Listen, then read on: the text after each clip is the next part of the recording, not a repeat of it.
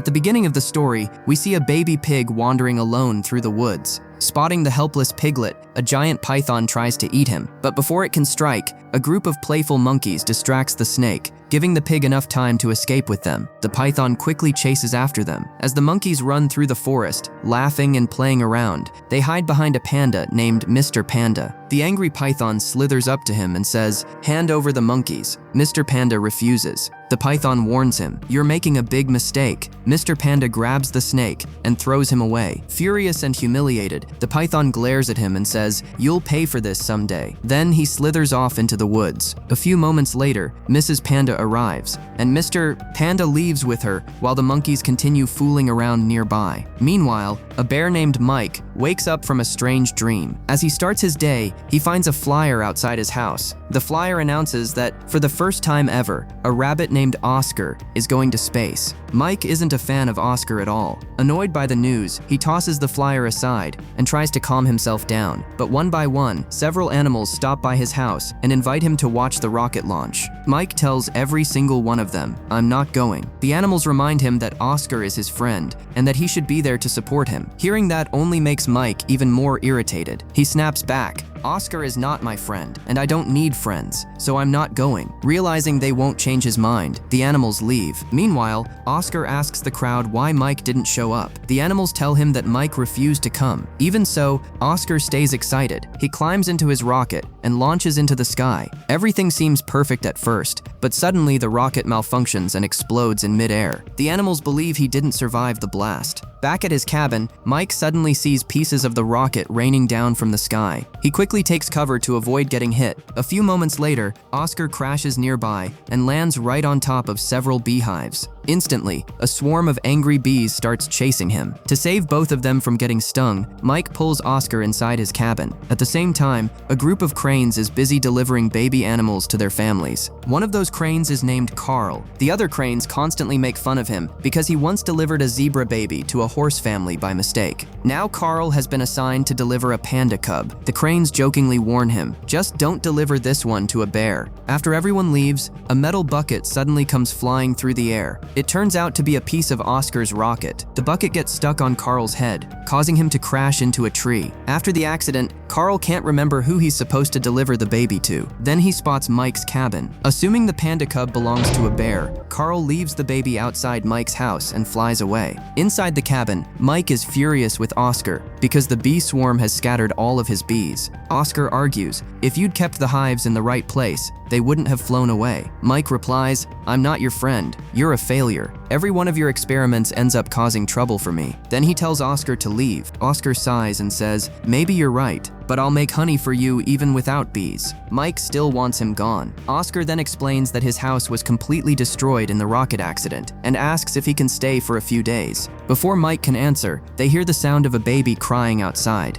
The two rush out of the cabin and discover a baby panda sitting in a basket. Oscar picks up a note from the basket and reads it. Then he looks at Mike and asks, "Why did you order a baby panda?" Mike immediately replies, "I didn't." The baby starts crying again. Mike tells Oscar, "Do something. I can't stand hearing a baby cry." Oscar figures the cub is hungry and says they need to feed him. Since they don't have milk, they give the baby fresh coconut water instead. After drinking it, the panda cub finally calms down. Oscar suggests keeping the baby with them for a while, but Mike refuses. "I'm taking him back to his parents. I want my normal life back, and that won't happen if he stays here." Oscar offers to go with him, but Mike turns him down. He goes inside the cabin, grabs a map, and studies it carefully. Looking at the map, Mike realizes that pandas live in the bamboo region, far away from there. It's going to be a long journey. However, he figures that traveling by river might make the trip easier. So Mike places the baby panda in his boat and sets off on the adventure. Oscar keeps begging Mike to let him come along, but Mike refuses. Not willing to give up, Oscar secretly hangs underneath the boat and follows him down the river. Using a bamboo stalk as a breathing tube, he manages to stay hidden. After a while, Mike notices a piece of bamboo sticking up from the water beside the boat. Curious, he tries to pull it out, but it won't budge. Since he can't yank it free, he blows into the bamboo instead and inflates Oscar like a balloon. A second later, he shoots out of the water and lands right beside Mike. Mike is furious when he sees him and immediately tells him to leave. Oscar sadly starts walking away, but the moment he does, the baby panda begins crying. Mike hates seeing the cub upset, while Oscar is somehow able to calm him down almost instantly. After watching this happen, Mike finally changes his mind and allows Oscar to stay. Mike then tells him, "You drive the boat, I'm going to get some sleep. Just make sure the baby doesn't start crying again." With that, Mike heads off to rest. A little later, a pelican named Duke lands near the boat. Hearing the noise, Mike wakes up and comes over to see what's going on. Duke casually says, "I just stopped by for some tea." Mike replies, "We're not serving tea today, so you can keep moving." But before Duke can leave, the baby panda starts crying again. Even Oscar can't calm him down this time. That's when Duke begins telling a story, and surprisingly, the baby immediately quiets down. Seeing that Duke has a special talent with the cub, Mike invites him to join the journey as well. That night, the group stops along the riverbank to rest. Meanwhile, a wolf named Janice is terrified of almost everything in the woods. His fear is so extreme that he often freezes in place. He suddenly hears a strange voice. "Who's there?" Moments later, a glowing wolf that looks exactly like him appears. The mysterious wolf says, "I'm your fear. I'm the reason you freeze whenever you're scared." Janice groans and says, "I've had enough of you. You're nothing but something I made up in my head." The glowing wolf replies,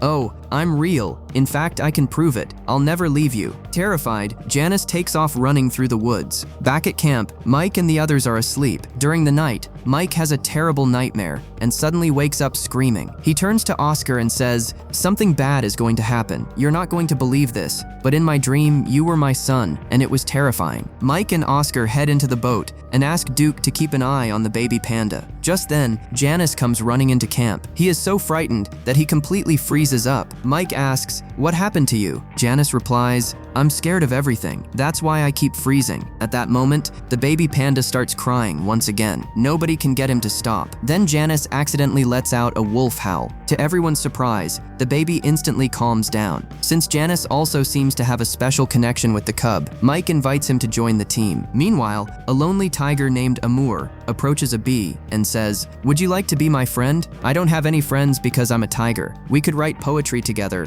or talk about sports." The bee simply flies away. Amour is left feeling heartbroken because nobody ever wants to be friends with him. The next morning, Mike and his companions continue traveling down the river. A thick fog rolls in, making it impossible to see where they're going. The boat starts smashing into rocks. Realizing they're in danger, Mike tells Duke to grab the baby panda and fly to safety. Duke picks up the cub and takes off. From above, he spots land ahead and shouts, "There's a shore up ahead. Try to steer the boat over there." Oscar takes control of the boat, but things only get worse. The boat slams into a massive rock, launches into the air, and crashes back down. The impact completely destroys it. Mike is furious. He turns to Oscar and says, "It was my fault for letting you steer. Every time I trust you, I end up in trouble." Frustrated and exhausted, Mike tells everyone they should just go home. But then the baby panda starts crying again. Mike does everything he can to calm him down, but nothing works. That's when Amour shows up. He says, "I was passing through and heard a baby crying." The moment the cub sees Amour, he stops crying. Realizing how much the baby likes him, Mike asks, "I'm taking this panda cub back to his parents. Would you like to come with us?" Amour happily agrees. Now with a bigger team, they continue heading south through a vast desert region. Eventually, the group arrives at an enormous wall. Looking up at it, Duke says, "That's the Great Wall of China." Carrying the baby panda, Duke flies over to the other side. Meanwhile, Mike starts tossing the rest of the animals across one by one. Soon everyone is safely on the other side, except Mike. To solve the problem, he stands on one end of a long wooden plank and tells Duke to drop a heavy rock onto the other end. The plan works perfectly. The impact launches Mike high into the air, and he sails right over the wall. After landing safely, Mike places the baby panda on the ground. For the first time, the little panda climbs out of his basket and starts walking on his own. Everyone is excited when they see the baby panda taking his first steps. But their celebration is cut short when a herd of elephants suddenly comes charging toward them. To avoid getting trampled, the group quickly runs off and hides. Later, Mike says,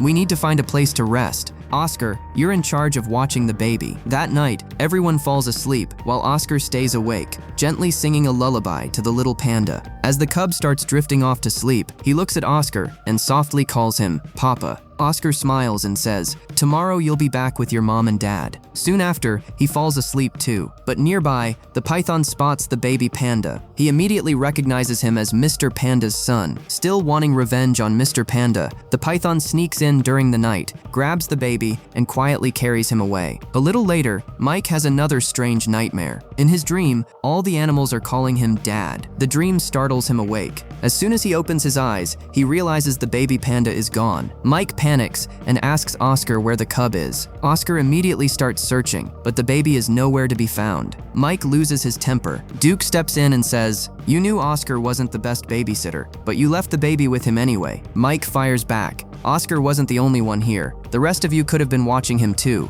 Instead, you were all sleeping like wild horses." Before long, everyone starts arguing. The fight gets so heated that the group splits up and goes their separate ways. Meanwhile, Janice is left alone in the woods. Without his friends around, his fear starts taking over again, and he freezes in place. Soon, the glowing wolf representing his fear appears once more and begins tormenting him. It reminds him that all his friends have abandoned him. Elsewhere, Mike is walking alone and talking to himself. "I was trying to reunite a family. That was the right thing to do." Then he realizes there's still a chance to find the baby panda. Determined not to give up, he starts searching again. Oscar feels guilty too. He believes the cub's disappearance is his fault, so he also heads out to look for him. One by one, the others reach the same conclusion. The baby can still be saved. Soon, everyone begins searching again. Meanwhile, Janice finally stands up to his fear. "Leave me alone." At that moment, Mike finds him. Before long, the entire group reunites. Just then, a group of monkeys appears. Using gestures and motions, they explain that a giant python took the baby panda. Oscar manages to understand what they're saying and tells the others, "A python kidnapped the baby." Mike asks the monkeys if they know where the snake went. The monkeys nod and signal for the group to follow them. Meanwhile, back at his cave, the python looks at the baby panda and says, "You don't need to cry. I'm going to eat you anyway." Suddenly, he hears voices outside. Curious, he slithers out to investigate. Outside the cave, Duke and Oscar are deliberately fooling around to distract him. The angry python lunges at them, but accidentally smashes his head against a rock. Moments later, he recovers and attacks again. This time, he manages to grab Mike. Oscar rushes in to save him, but the python is too powerful and starts overpowering everyone. The snake even tries to swallow Emur. Just then, Janice comes face to face with his fear once again. But this time, everything is different. Instead of running away, Janice stands his ground. He scares his fear away and finally conquers it. With his confidence restored, Janice jumps into the fight and grabs the python. The rest of the team immediately joins in. Working together, they tie up the giant snake, launch him far away from the cave, and finally defeat him. A few moments later, Duke returns with the baby panda. The little cub runs straight toward Mike, happy to see him again. Everyone cheers for Janice because they know they couldn't have beaten the python without him. For the first time in his life, Janice feels truly brave. Meanwhile, Mr. Panda and Mrs. Panda are anxiously waiting for their child to return home. Then they suddenly hear a familiar laugh. Looking into the distance, they see their baby walking toward them. Overjoyed, they rush over and wrap him in a huge hug. Oscar watches the reunion and says, "I'd like one more hug too." The baby panda walks over to him, gives him a hug, and happily says both Oscar's and Mike's names. Mike smiles and says, "When you grow up, make sure you come visit us. I'll have plenty of honey waiting for you." Mrs. Panda thanks them for everything and tells them they're always welcome to visit. After saying goodbye, Mike and Oscar begin their journey home. The baby panda tries to run after them, not wanting them to leave. Eventually, Mike and Oscar make it back to their cabins. Looking back on everything, Mike says, "That was one incredible journey." As they head inside, Mike invites Oscar to stay with him. Then he says something Oscar never expected to hear. "We're friends now, and we're going to build you a new home." That night, the two finally get some well-earned sleep, but suddenly, they hear the sound of a crying baby outside. Confused, they rush out of the cabin. To their shock, another baby is waiting outside. Mike stares at it for a second, then lets out a loud scream. And with that hilarious surprise, the story comes to an end. If you enjoyed this story, don't forget to like the video, subscribe to the channel, and share it with your friends. Thanks for watching, and I'll see you in the next adventure.